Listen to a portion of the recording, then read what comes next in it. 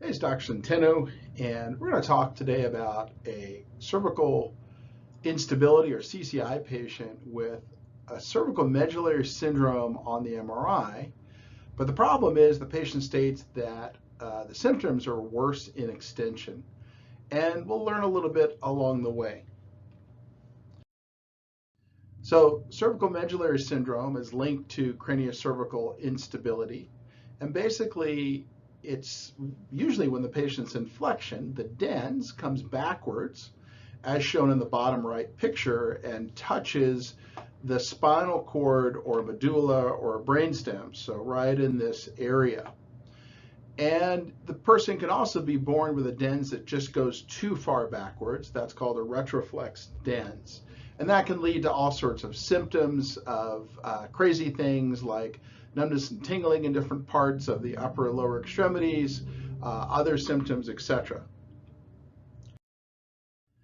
And Grab Oaks, this is this patient's Grab Oaks. This is a patient from Europe who has a Grab Oaks that goes from 6 here in extension to about 9 in flexion. So that means that the dens comes 3 millimeters back as the person flexes, and that's not normal.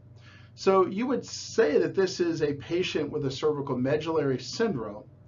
But then when you start asking questions in a history, it doesn't quite add up. So the problem is that you would expect the symptoms to get worse in flexion when the person's looking down, because that's when that dens of C2 is pressing on the upper spinal cord and brainstem.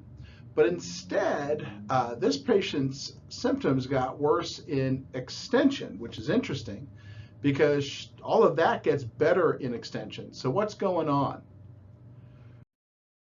Well, what this took was a little bit more time with the patient's flexion extension MRI. And what we see here is that the C1 bone, which I'm outlining right now, moved backwards on the C2 bone on one side when the person went into extension. So it's going this way.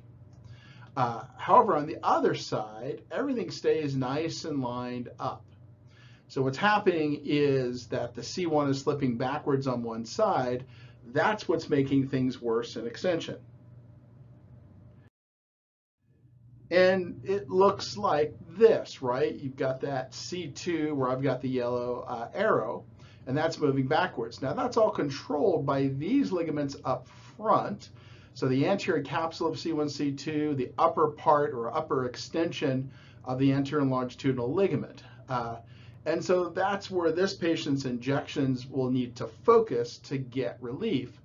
And those aren't areas we usually inject into at a high level, meaning we're getting some of that when we're going through here at C1, C2, but trying to make sure we get all this upper C1, C2 anterior capsule is something that needs to be added to the typical PICL procedure. So the upshot from all of this, just because CMS is present on imaging doesn't mean it's causing symptoms. And cervical flexion extension MRI can reveal some super unique things.